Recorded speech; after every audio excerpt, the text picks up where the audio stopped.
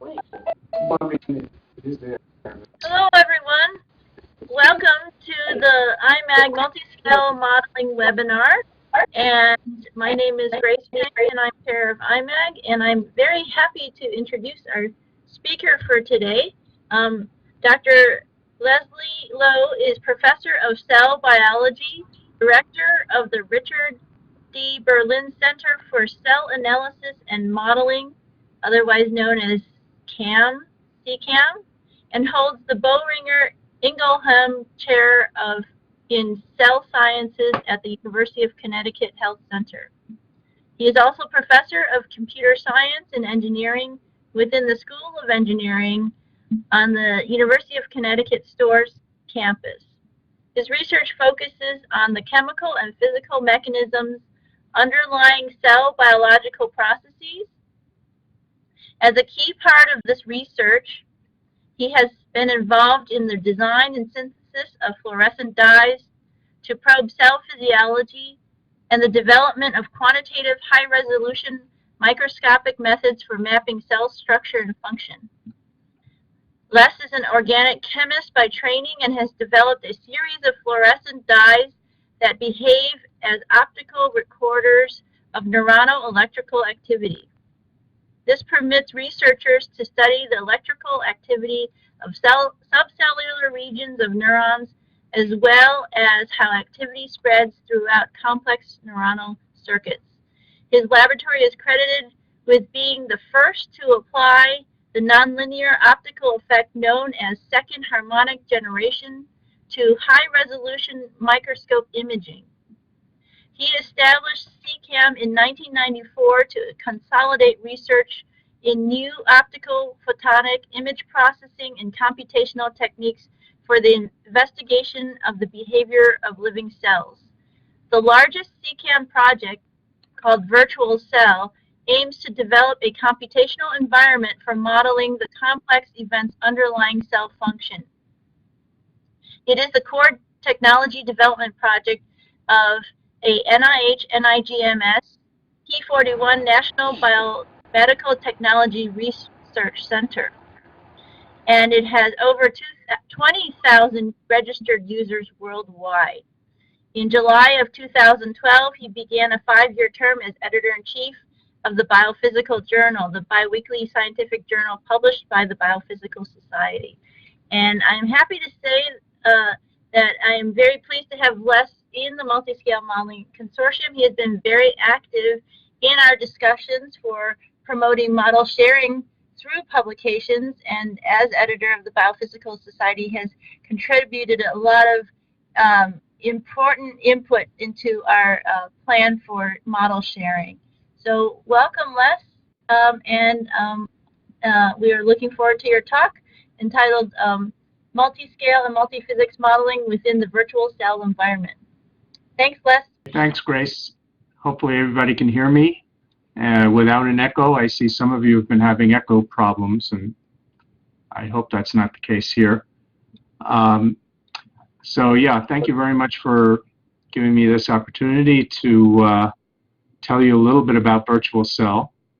I'm going to give you a few little vignettes that will give you a flavor for the different kinds of projects, different kinds of physics, the different kinds of scales that Virtual Cell can tackle, primarily with respect to the actin cytoskeleton and how it controls cell behavior. But I always like to start by acknowledging some of the key people. The people in the yellow box here are the leaders of the Virtual Cell project, and everything that I'm going to be saying is essentially due to their efforts. Jim Schaff is the lead software engineer.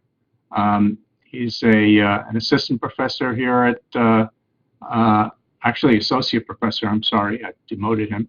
Associate professor here at the Health Center. Boris Lepchenko is also an associate professor and is leading the numerical methods component of the system.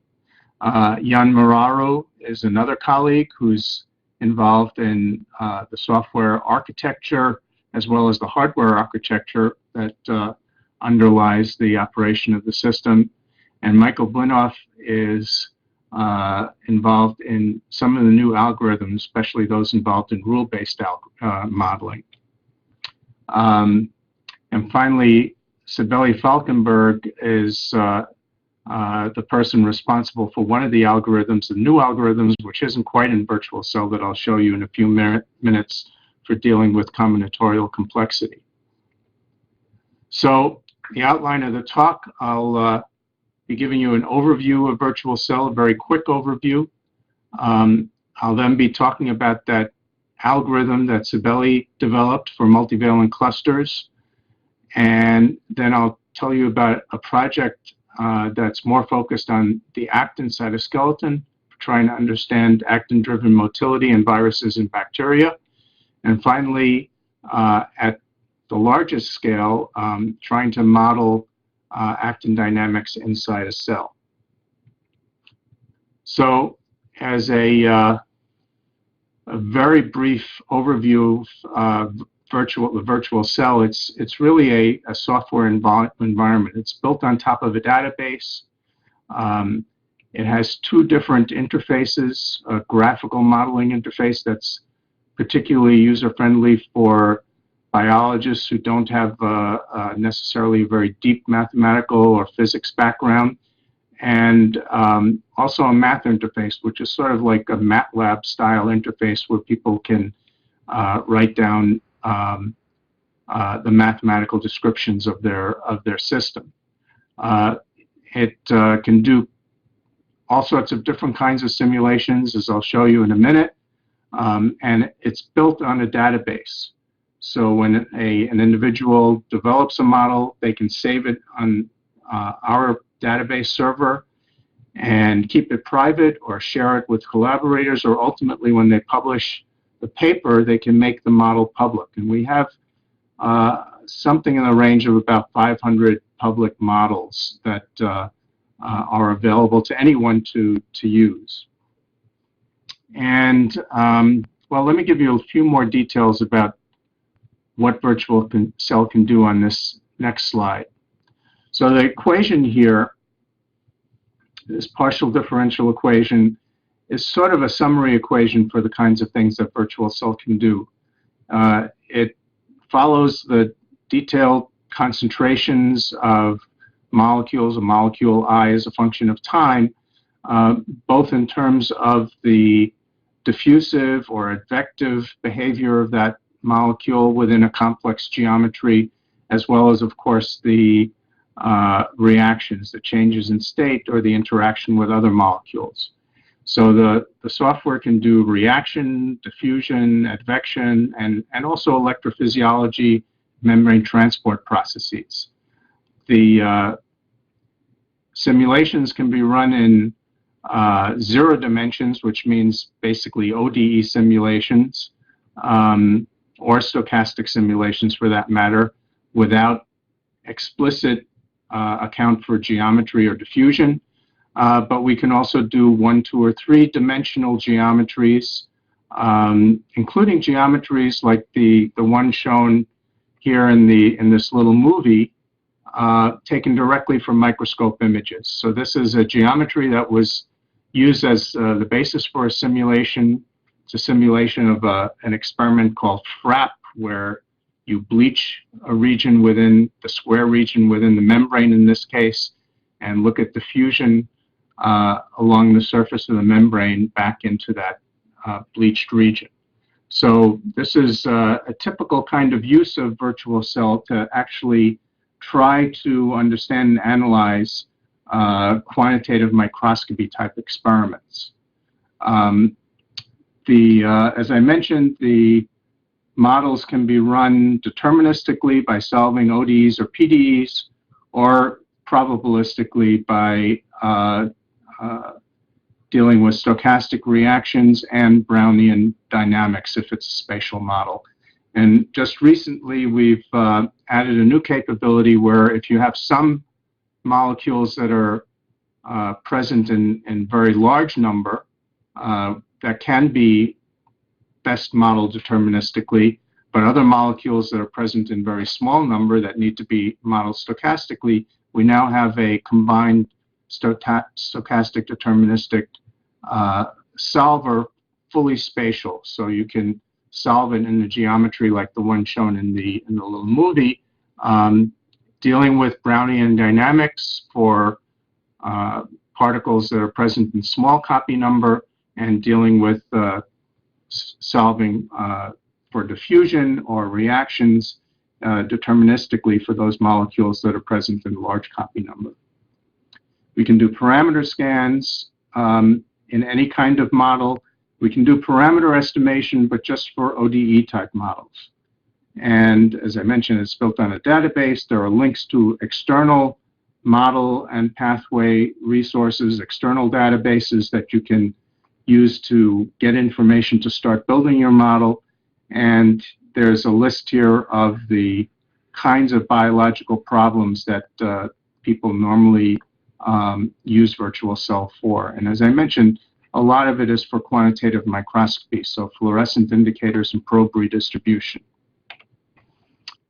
So actually, I think I'm going to bring up a copy of virtual cell. Let me see if I can do something here in this software. So this is a very simple model that I use as a demo, and I'm not going to create this model or run simulations for you, but I just wanted to show it to you. This is the user interface, and this is a very simple model showing the transport of a molecule from the cytosol to the nucleus, okay?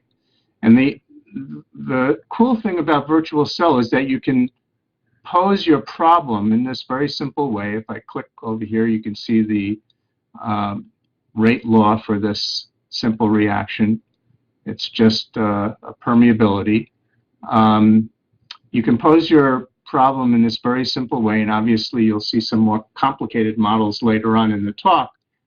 But once you've developed the model, the reaction scheme, identified what the compartments are and what the reactions are and what the molecules are, which we call our physiology, you can then run a series of virtual experiments on that physiology, on that cell physiology.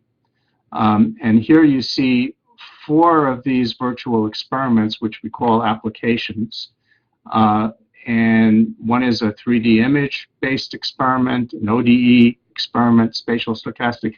Basically, these are exercising the 4 different kinds of simulators that are available in virtual cell. But the cool thing is that once you have the physiology, which is really the hard part, usually they're much more complicated than this, it's very simple to just try out different ideas, changing the initial concentrations, clamping a concentration to 0 to do a virtual knockout experiment. Those are what we call our applications or our virtual experiments, and they can all be run in with different kinds of physics or different kinds of simulation assumptions. Okay, so here is that model that I just showed you live in the actual software, with 4 different simulation outputs, illustrating how this one model can produce 4 different kinds of simulations. This is solution of an ODE where this molecule just equilibrates across the nuclear membrane until the concentration in the nucleus and the concentration in the cytosol are identical. Here's the same thing done stochastically, not including any space. Here's the same thing done using PDEs, where this plot here is showing the change in the 2 species at 2 different locations, this location and that location. And so you can see you get much richer information obviously from solving PDEs than you do from solving ODEs. But the important thing is that this is exactly the same physiology, the same biochemistry the same transport process. And then finally down here, you see that we can run the same thing using full Brownian dynamics and stochastic reactions. So this is a little reference for one of our more recent reviews on how to use virtual cell, and this figure is actually from that review. Okay, so that's your overview of virtual cell. Let's now move to something that isn't quite in virtual cell yet. The third and fourth topic will be using virtual cell extensively, but right now I'm going to tell you a little bit, because this is multi-scale, where we're going, what kinds of new problems we're trying to tackle, and how this ultimately this will appear as a feature of virtual cell. But this is an algorithm to deal with multivalent clusters, deal with the problem of combinatorial complexity, and we're going to apply it to signaling to the actin cytoskeleton in kidney podocytes.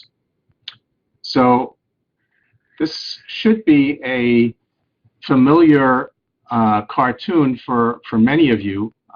It's very highly cited. It's a really beautiful summary, in cartoon form at least, of the dynamics of the actin cytoskeleton.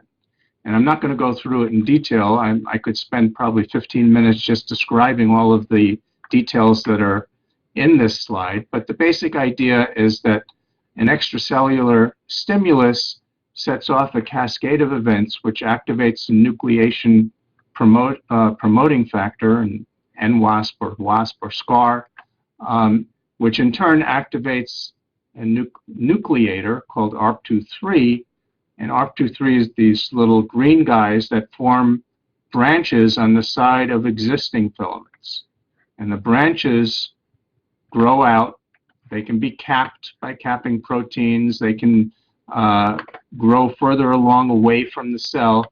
And the act of growing near the surface of the membrane, where all of this was initiated, actually causes the membrane to get pushed out, causes a protrusion of the membrane.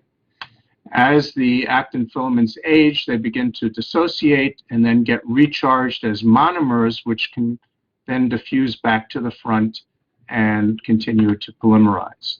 So that's, in a very quick nutshell, some of the details of actin polymerization. And we're going to need some of those later on in the talk. But for this part of the talk, we're going to focus on the details of how actin polymerization is stimulated. So one of the cool things about actin, the whole actin field, is that there's a real wealth of quantitative data. So one of the big problems, and as you all know because you're all modelers, in doing modeling is that sometimes there's a very complicated process and we kind of know what some of the details are, but we don't know other details. How do we ever model something accurately where we don't know what the pieces are and how they interact and what the numbers are? Well, for actin, that isn't as much of a problem because there's been so much biochemistry, really good quantitative biochemistry done, much of it from the lab of Tom Pollard. And so we took advantage of that in building our models. So this first issue is this issue of signaling in kidney podocytes. Now, the podocytes are these really amazing cells, which you see over here. Here's the cell body of one of these cells. And you see it sends out these fingers that encircle the capillaries, capillary bed. And coming out of those fingers are these really tiny protrusions called foot processes. And these fingers interdigitate. I don't know if you can see me, I can see myself, but they interdigitate from different cells to form the filtration slits that control the filtration process across the kidney glomerulus.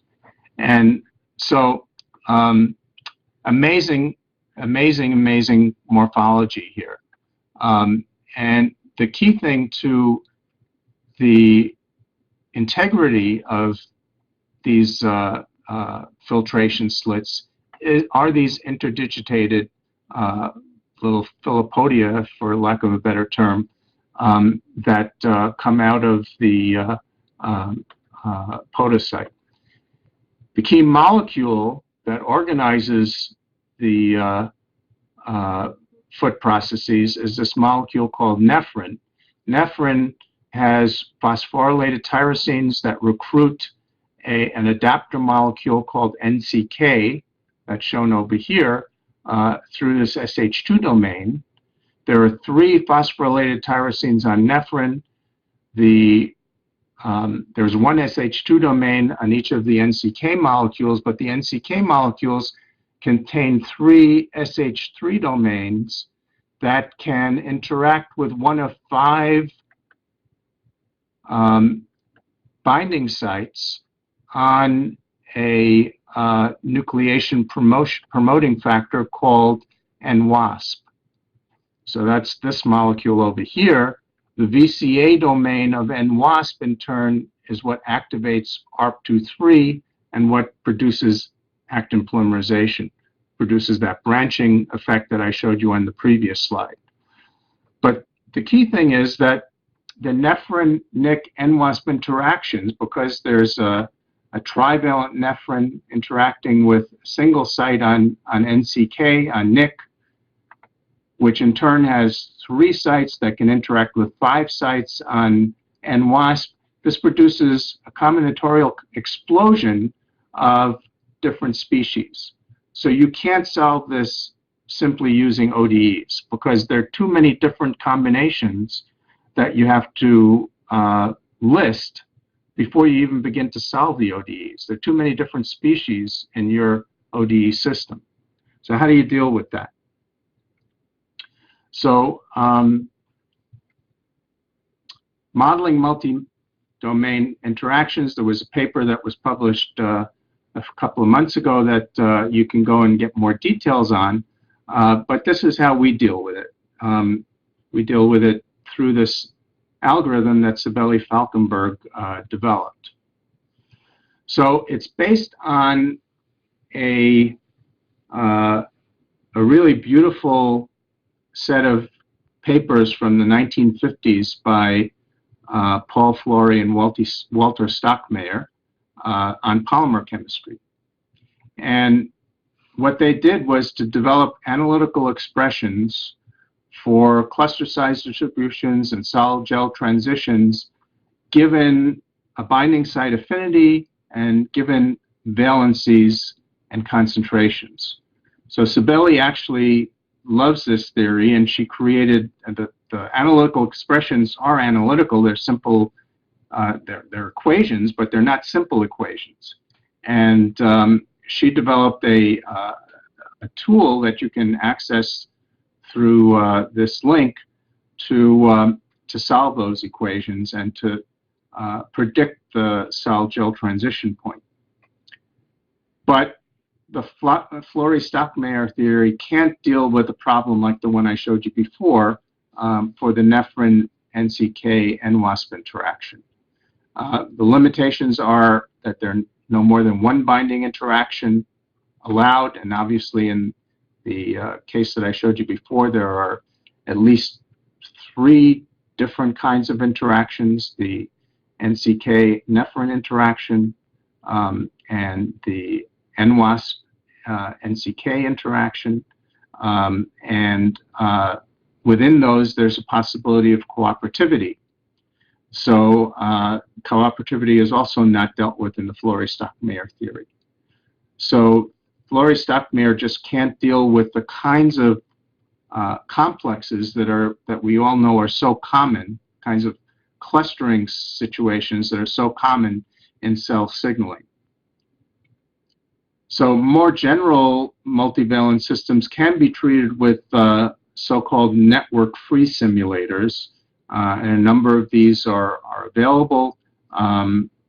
The these do require quite a bit of computation time, and there's also very limited treatment of rings, that is, a cluster biting back on itself in these network-free simulators.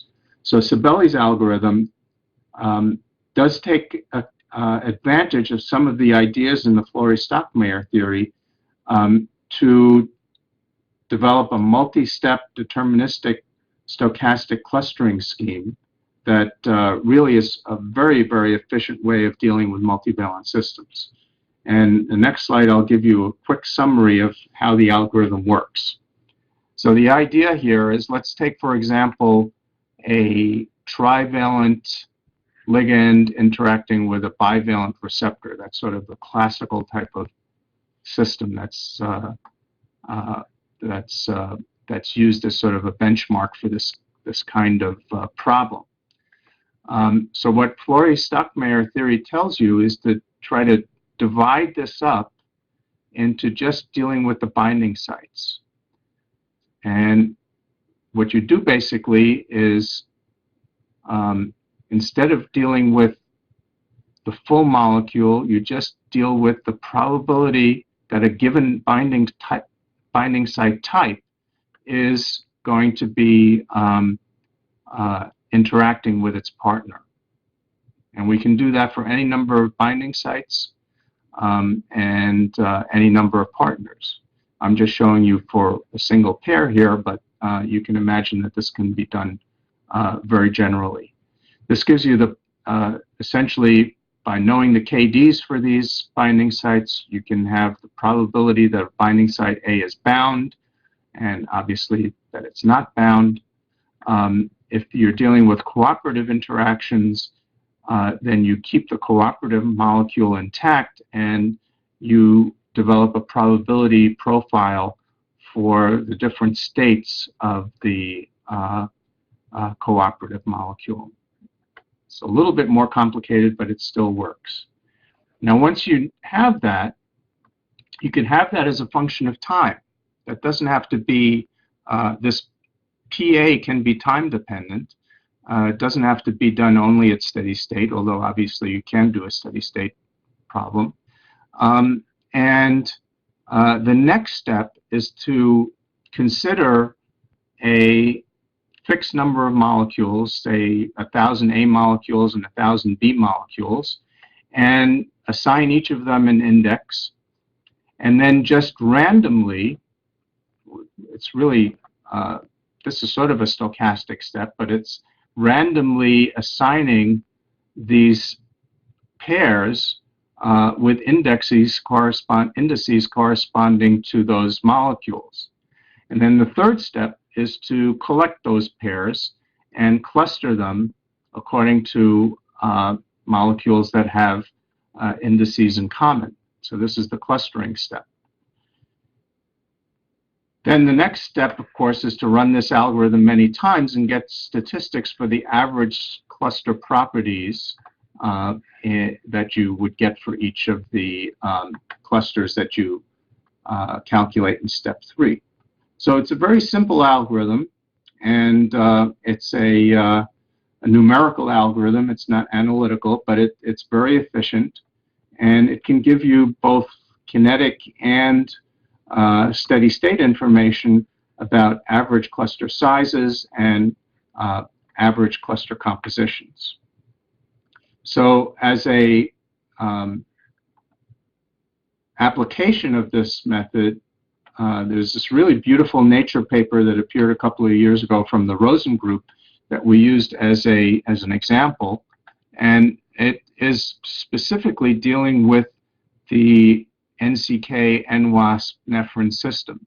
So here we have nephrin with up to 3 phosphorylated binding sites that can recruit NCK, which in turn can recruit NWASP. And what the Rosen group did was to actually use a pentavalent form of NWASP without any of the actin binding regions, just to look at the clustering. And what they observe experimentally are these droplets, macroscopic droplets of these clusters. And they can analyze the composition, but also they typically will take the concentrations of NWASP and the concentration of NCK and look at the ability of different combinations of concentrations to produce clusters. Wherever you see blue is completely soluble soluble versions of the system. Wherever you see red, you've got your clusters. So here in this first experiment, they did this without any nephrin present, and they got clustering of just the NCK and the NWASP system at fairly high concentrations, about 40 micromolar NCK and about 15 micromolar NWASP. Once they add nephrin to the system to have now a ternary system, nephrin now with 2 phosphorylated sites, they bring this down to a region where you've got 7 micromolar NWASP as a threshold and about 15 micromolar NCK. And if you have 3 phosphorylation sites, you bring the system even further down so that you need even less NWASP, 1 micromolar, and less NCK. So can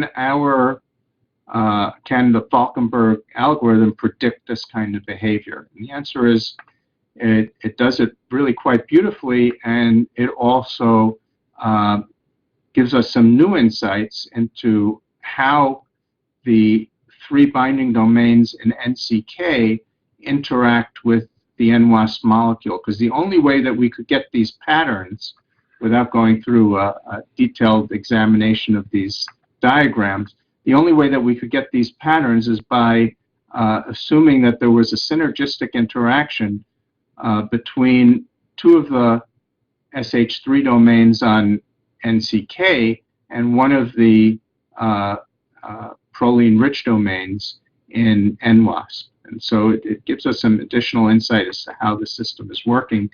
And of course, it also recapitulates the ability of the nephrin to lower the threshold for gel formation, for cluster formation. So moving on now to the next sort of vignette. This one actually uses the full actin network, actin nucleation and branching network model to be able to recapitulate Nick-mediated actin-driven motility.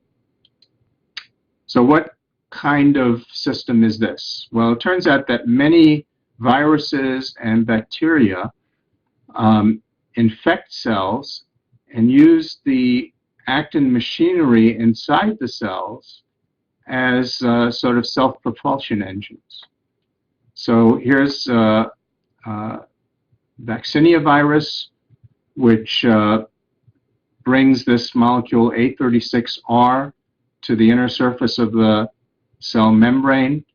It recruits NCK from the cytosol of the infected cell, and this other accessory molecule called WIP, which in turn recruits NWASP, which in turn activates ARP23, and which in turn activates actin polymerization. So here you see the DNA stained for the vaccinia virus, and here's in red an actin comet, an actin tail coming off of the end of the vaccinia virus. This is an E. coli that does basically the same kind of thing, although the morphology of the actin aggregate at the backside of the E. coli is somewhat different than it is in the case of vaccinia. So here, just for fun, is a little movie of a vaccinia virus infected cell showing these acted comets that propel the vaccinia virus. And you can see a couple of cases here, if you look in this region of the movie, where the vaccinia virus is actually about to just completely escape the cell. This is a cell in culture. You can imagine that in vivo, in a tissue where cells are right up against each other, this could cause the infection of neighboring cells. So here is a much more complicated virtual cell diagram than the one I showed you before, that represents our best attempt at sort of a coarse-grained model of actin polymerization. This is a model that's designed to be treated with partial differential equations or ordinary differential equations as opposed to stochastically, partly because of that combinatorial complexity problem. You can have actin polymers of all sorts of different shapes and sizes and compositions and binding to all sorts of accessory factors. It would be basically impossible to deal with that kind of a system in the kind of detail that you would need for a stochastic simulation, especially considering that the concentration of actin monomer overall in the cell is somewhere in the order of 200 micromolar. So there are just too many particles to be able to deal with actin at a cell size level, on a cell scale, stochastically. So we produced a coarse-grained model in virtual cell. This is what's going on at the membrane. Again, I don't have time to go into the details of the model. This is the reaction network in the cytosol. This is all published about 5 years ago in Biophysical Journal, so you can take a look at it. I'm just going to blow up this one region over here so you can get an idea of what's going on. Right here is where we blew that up. And by the way, let me actually go back. You can see here that we've been able to encapsulate a lot of different actin mechanisms in this model. But again, it is a coarse-grained model because we don't explicitly deal with all of the different potential species of actin filaments and their binding partners. But here's the kind of thing that we do. We do take into account the fact that you can have 3 different nucleotide states, ATP bound, ADP-PI bound, and ADP bound. All of these species are multiplied because of the importance of these 3 nucleotide bound states.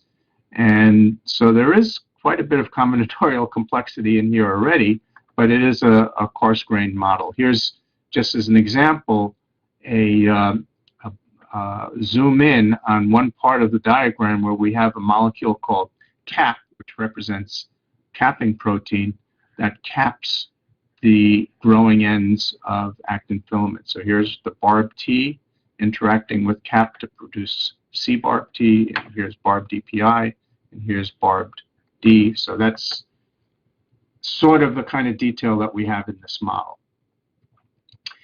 The model really beautifully reproduces some of that biochemistry that I told you about.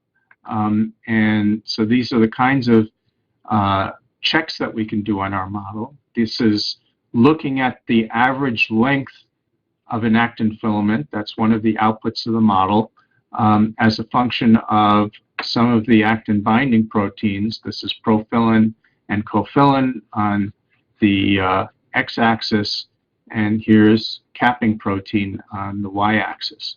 So these are the kinds of experiments that can be done in vitro, and our model really beautifully reproduces the behavior of the system based on the individual interactions that are determined from that big stack of papers that I showed you in an earlier slide.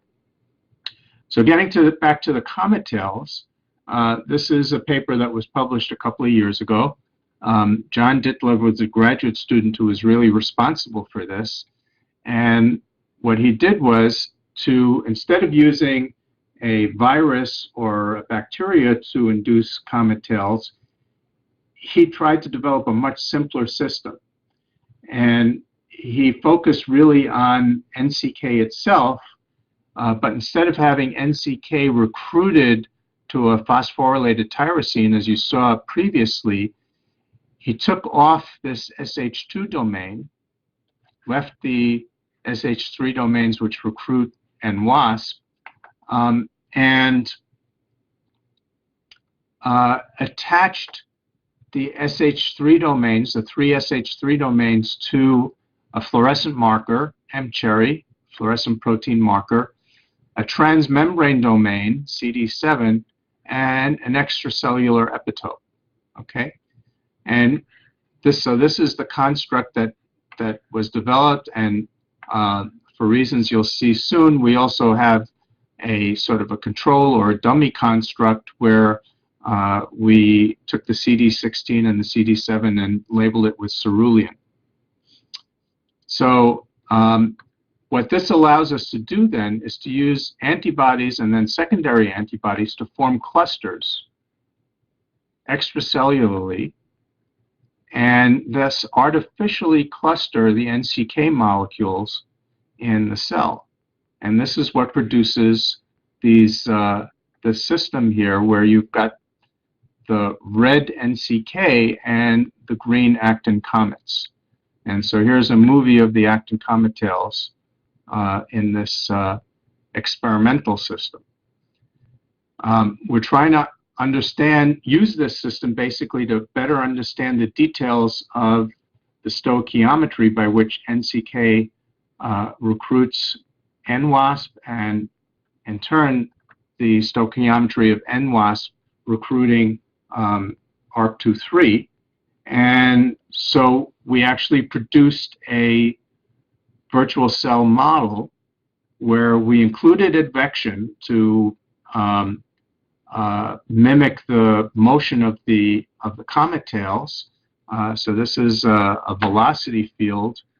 So here's a simulated actin comet tail. This was a 2D simulation actually, where the aggregate is shown here, and what's shown down here is the distribution of actin in a color scale. And amazingly, if we analyze individual comets, and this was a tremendous amount of work on the part of John Ditlev, where he actually calculated the number of NCK molecules in the red dot here, and also, since these were live cell experiments, was able to calculate or determine the velocity in this particular experiment. Those two components of the system, in addition to the actin biochemistry, were the inputs to the model: the number of Nick molecules in the cluster and the velocity of the comet. And those two were sufficient to really reproduce all of the behavior of these comets in silico in our virtual cell model. So here's a comparison of the concentration of actin in the comet tails predicted by the model in blue versus the profile that we actually measure in our experiment. And it really is an amazing concurrence of experiment and model. What he did next was to take that dummy construct that I mentioned, and basically by co-expressing different ratios of the dummy construct and the NCK construct, was able to titrate up the density of NCK in those clusters. And as you can see, you start getting some actin in the range of about 70% NCK, but very little below that. And it turned out to be quite nonlinear. So here's the experiment in purple. Here's actin comet tail length plotted over here. And we used 3 different models. I'm going to go through this quickly for the stoichiometry of NWASP, of NCK to NWASP to ARP23. And the only model that really fit the experiment well for both actin concentration and actin comet tail length was the 4 to 2 to 1 stoichiometry.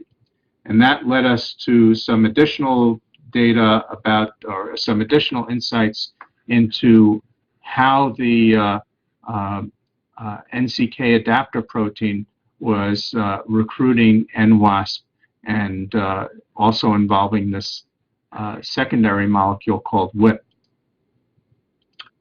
So because we're running out of time, I'm going to go quickly through the last part of the talk, modeling complex actin dynamics at the cell leading edge. We basically used the same model that I just showed you, but instead of having NCK at a small spot in the membrane, we basically used a graded distribution of active NWASP as our starting point along the surface of the membrane in this 3D model. So this is a 3D model of a migrating cell, and that's the system that we used. And so this is the kind of data that we can get out of it. This is the velocity field for actin being pushed back from the leading edge of the cell.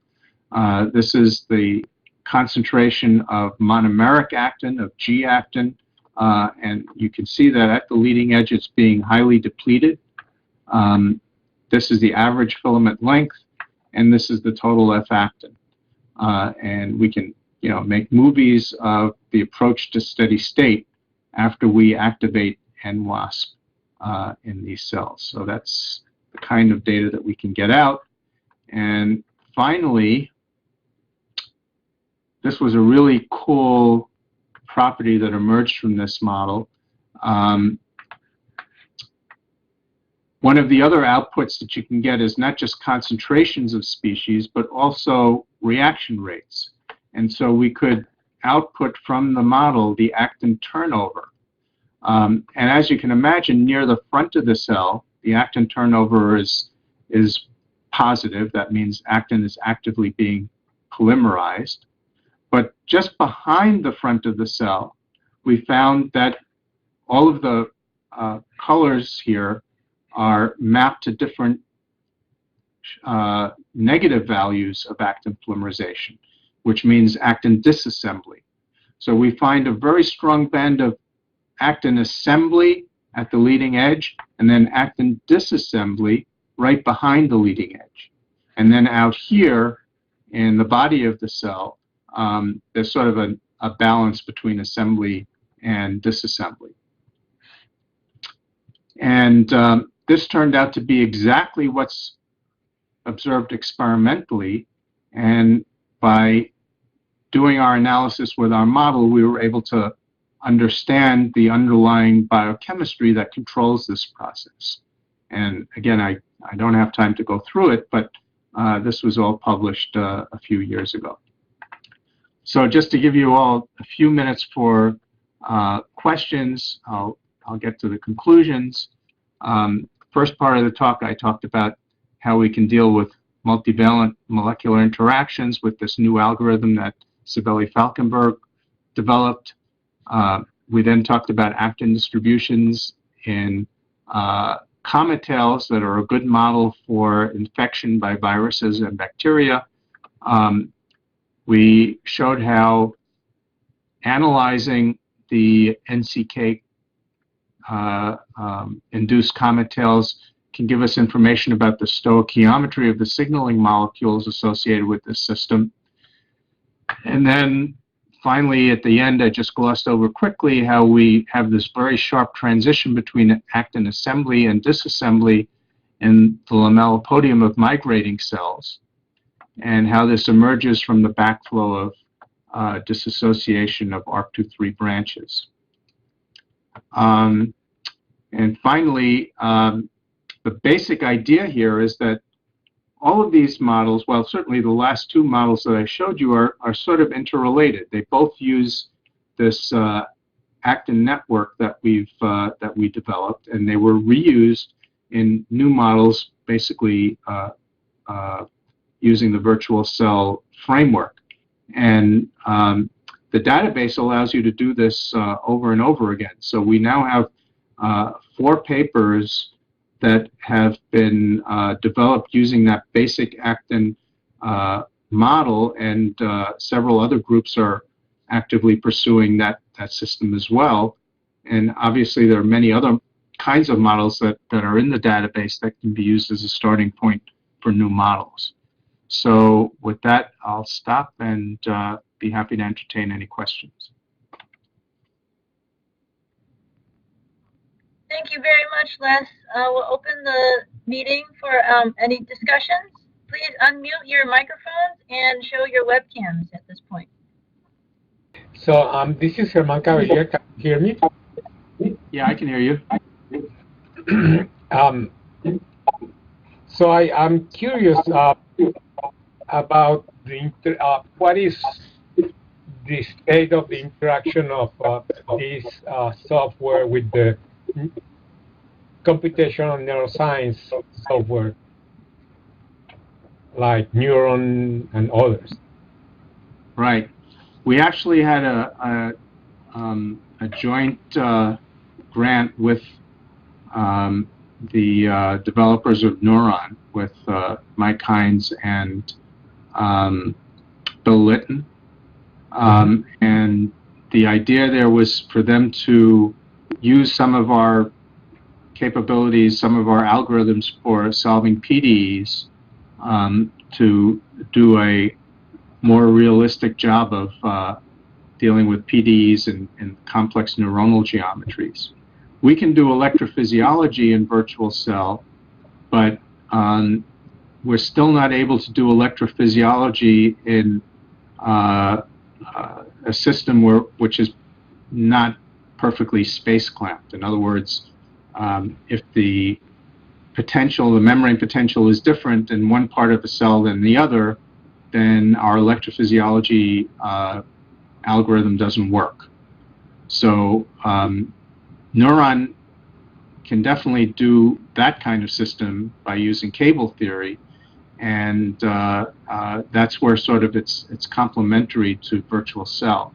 What virtual cell can do, of course, that Neuron can't do is deal with some of the other kinds of physics, like like full diffusion, advection, and of course the stochastic kinds of simulations. But we do have this project where we're hoping that they can use some of our PDE algorithms to expand Neuron to more realistic types of geometries. Great, thank you. So yeah, my name is Vijay. I'm from Australia. I just wanted to ask you about the whether there are plans to bring in the mechanics interactions with the extracellular matrix and things that happens with cancer cell migration. Yeah. Right. We right now virtual cell, the released versions of virtual cell use fixed geometries. No change in geometry possible. We do have an active project where we're developing new algorithms, which hopefully in about a year will be in the released version of virtual cell to allow for changing geometries, in which case that kind of problem could be dealt with.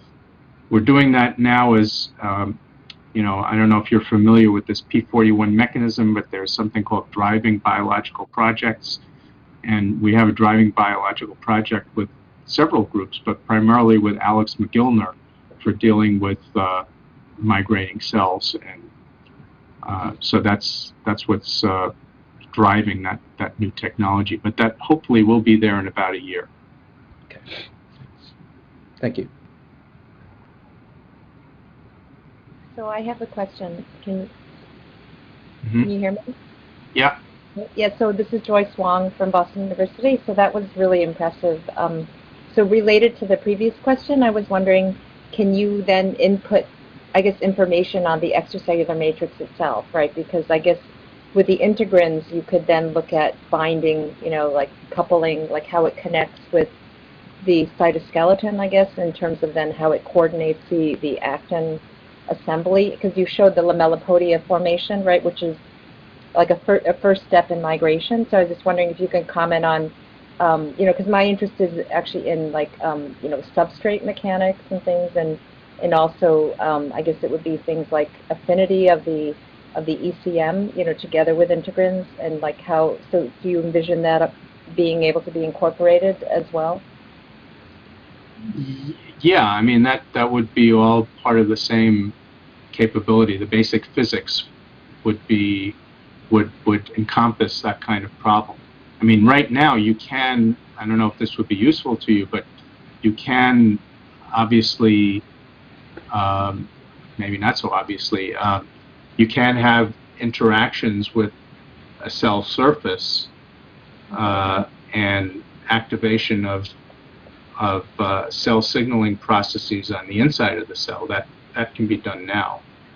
So an integrin could, interact with extracellular matrix molecules. It's just that there wouldn't be any possibility of a change in geometry during that process, or mechanics wouldn't. You could probably even model mechanics if you could model it sort of phenomenologically. If you know what the mechanics does, you could use that to sort of drive the change in the signaling. You wouldn't actually have to deal with, explicitly deal with forces or pressures or changing volumes. You could do it all sort of phenomenologically.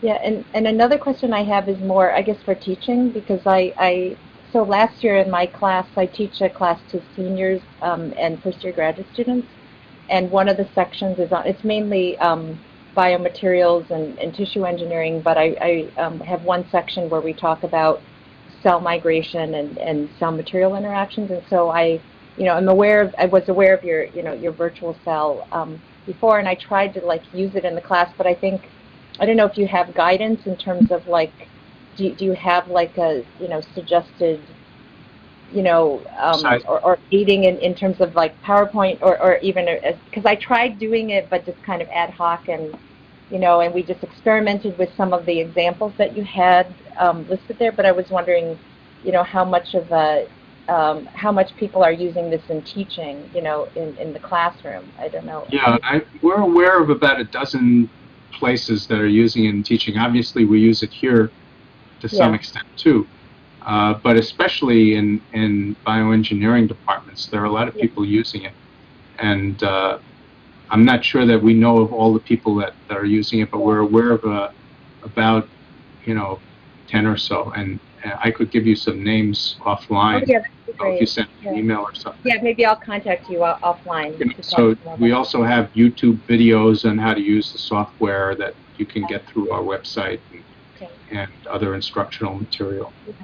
Because I particularly like how you showed, the Flory-Stockmeyer, how you're using simple polymer theories. I think that's something, that is teachable to the students, showing, that then relating to that actually to a real significant biological problem. So I really like that, how you, incorporated that in. So thank you. So, I have another question regarding the neuron software. Is this virtual cell, is it possible to use it in synapses? Because it's intracellular, extracellular, intracellular. Yeah. That's one of my main research interests actually is, what's going on at synapses. Well, and especially the postsynaptic events in spines. So we're doing that actively at the moment. And we have a couple of papers on spine biology using virtual cell. I'm not sure if it's exactly what you're interested in, but okay, yeah, thank you. I'll look for them. It depends on the question you're asking. Yeah, thank you very much. Okay. So Les, in a general sense, are you involved in trying to integrate your virtual cell platform with other cellular modeling platforms that are distributed around the world? Is there, in general, an effort to do that, to try to capitalize on the benefits of the different platforms? Right. So I mentioned, for example, parameter estimation. We have, I also mentioned the collaboration with neurons. So we are trying to have, work with different software efforts around the world. The parameter estimation that's in virtual cell was actually developed for an ODE modeling platform called Copasi, which was developed by Pedro Mendez. And we had a collaboration with him where he helped us migrate a lot of that parameter estimation, very powerful parameter estimation technology into virtual cell. If your main focus is parameter estimation, I would still say that you should use Copasi because it's really made for that. But we can bring some of that technology into virtual cell. We also have a very strong collaboration with a group at Lawrence Berkeley Laboratory that developed a software system, for jet engines and that kind of thing called Chambo. The PI of that group is Phil Colella. And we're working very closely with them to try to improve our PDE solvers. Currently, our PDE solvers are based on regular structured grids. And the Chambo solver allows you to take advantage of adaptive gridding, which should ultimately make things really much better for us and allow us to get into finer details, like in the case, like neuronal systems, for example. So yeah, so we are cooperating with lots of different groups. Great. Are there any other questions for Les? Hi, this is Raj Vargapalli. Can you hear me? Yep. So I was wondering if there are ways to simulate cellular network of cells with some detail, some biochemical detail inside them, but most of the detail of the model comes from multiple cell types interacting with each other. Yeah, in principle, that is possible. There's no reason that wouldn't work. You can have transport of molecules between cells through gap junctions, or that can certainly be done, and through the extracellular matrix, for that matter. Again, the physics is the same. It's reaction-diffusion equations.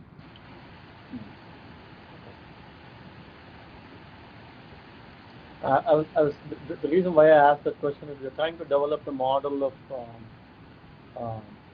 cell types in liver interacting with each other, and it's not so much as the current model is not about spatially co-located things, but rather cells in different states. There are quiescent cells, there are activated cells, there are proliferating cells. There are different types of cellular states that a given cell type can have, and there are transitions between cell types depending on some internal molecular events, so to speak. And those cells in different cell states secrete new molecules that affect other cell types which are moving around within their own cell state. So we are really counting the distributions of cells across their cell states and how different cell types are interacting with each other to affect those distributions. So is that something we can do in this without kludge fixing too much, or is that? Yeah, again, I think it depends on if you know what the molecules are that are involved and how the distribution of those molecules may depend on the cell states, sort of like if you can define the initial conditions of the system in terms of the structures and the concentrations of the molecules, then you can certainly see how that system would evolve over time.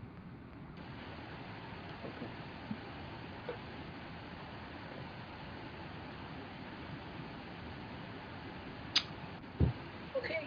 Are there any other questions for Les? I noticed, Les, your virtual cell is posted on our modeling resources site on the IMAG wiki. Maybe you can also add some other links that Joyce had asked about in terms of YouTube videos and maybe for curriculum development tips as well. Oh, sure. But if you go to that link in the wiki, it's just vcell.org. Right. You know, you can get to all that other stuff. But yeah, I can add anything you wish. I don't want to, you know, sort of dominate any. You know, I could keep on adding links to it. There's one comment I want to make, and it's mostly for Grace to note down, is most of this modeling software, one of the big problems is their continuity and how well they're usable over time and how backwards compatible they are. And I will admit that I was exposed to virtual cell back in 2004 when I attended the workshop, Dr. Loew, in Connecticut. And I built some models at the time of JAK-STAT pathway and also time delay, you know, hooking up 20 first order systems and making a time delay out of it, and I'd made all that. And I got corrupted by MATLAB too much right after that, and I didn't go back to VCell. But I just logged in, you know, somehow I still remember the password. And I logged in 10 years later, and guess what? I mean, those models still work, you know, they simulate. So there is something to be said about that. I mean, you guys never delete anything, of course, like NSA and Google, but there is something to be said about that maintaining the continuity, if you will, and utility. And I thank you for you guys for maintaining that, as opposed to saying, it's one version behind, we don't support that anymore, you know, security seconds. Right. We work very hard at maintaining backward compatibility. There have been occasions where we've had to actually go through the database, and when we went to a new, you know, version, and actually recalculate all of, and the simulations would be the same. It's just that because the math changed a little bit, we had to do the recalculation and resaving of all of the models. So we work very hard at that. So I thank you for your appreciation. Grace, this is Germán Cavelier from the NIMH again. This is more related to the model sharing on the Biophysical Society. I understand you have been interested in that. Yeah. Yeah. So you want me to just, I mean, Grace is the real expert in this because she's been spearheading this for the IEEE. Les wrote an editorial to promote this. How many years ago, Les? Well, I started working on it for the Biophysical Society about 12 years ago. And okay.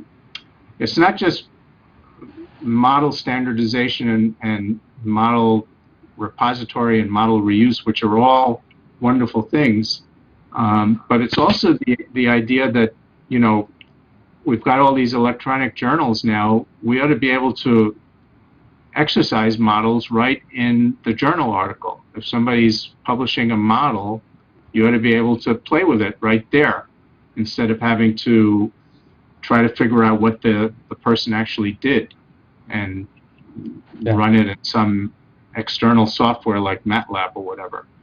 So yeah, we're working on this very hard right now, and with a lot of help from Grace. So yeah, it's a big issue, and it's much harder than I realized when I started working on it about 12 years ago. Well, as the consortium may or may not know, I mean, the consortium formed in 2006, and one of the first things that we talked about was how to do model sharing, and everyone agreed that it needs to be done, and we kept talking and we were excited about it, but then at the end of the day, we always ended up coming to the roadblock of, okay, the best way to do it is through publications, but none of the publications will change their culture or their policy to allow that to happen, and it sort of just hung on a hook and left it there. And so now for the first time we can actually have sort of an in with some of these publication infrastructures, and the hope is that momentum will grow in the next year quickly to try to realize something to try out, at least, to promote model sharing through publication. So those of you in the consortium are interested, I'm happy to talk more details about it with you. Certainly everyone is welcome to get involved. So is there any way to, in the journals, to increase your citation index by publishing or sharing the model? I mean, hopefully, I mean, unless everybody else does it, but you know, the effort that we're involved in, that I'm involved in with Grace, is committed to making this available to any journal, not just to I happen to be editor of a biophysical journal, so hopefully we'll be able to do it in biophysical journal, but any journal that wants to move in that direction can, in principle, based on the technology that hopefully we will develop. And so I'm not sure if it would give us any particular advantage, maybe if we get ahead of the game. The other thing is that the number, at least for biophysical journal, and I think this is true for the IEEE journals too, the number of modeling, pure modeling, well, it doesn't even have to be pure, but modeling papers that would be initially amenable to this is probably limited. Maybe one paper per issue or something. I don't think it's going to be a huge number of papers, because in order to make it work, we have to pretty much limit the scope of the modeling. For example, we couldn't do PDEs. That's just too, at this stage anyway, that would be too ambitious. We would pretty much have to limit it to ODE type models, kinetic models of systems using ODEs, and the number of papers that we get that are that limited, or that focus, so to speak, are somewhat limited. So I don't think it's going to be a big thing in terms of citations. I think it would be attractive to authors to be able to offer that. So that's one thing I'm hoping, that we get better papers submitted because of that. So in that case, the citations should go up. Okay. We're actually raising the standards for modelers. I mean, I think Leslie put it in one of our meetings. I mean, we're trying to make all computational models reproducible, and we don't even have that standard for science in general and experiments to allow people to reproduce experimental results. But so the idea is that the journals would allow the models to be reproducible first, and then reused and shared and so on. If people are interested, I mean, it sounds like the initial foci for multiscale modeling and promoting model sharing are the areas of biophysical models and biomechanics models, and so we're attracting journal editors from both of those fields as an initial experiment to see what will happen. So if you know of journal editors, or if you know of journals that you want us to focus on, let us know. Okay, if there's not any other questions, I just realized on these webinars, we don't really applaud the speaker, but we could try. Thank you very much, Les. Thank you for your wonderful talk, and Stephanie will be posting the recording and your slides on the wiki as well. So I thank everyone for participating, and enjoy the rest of your day.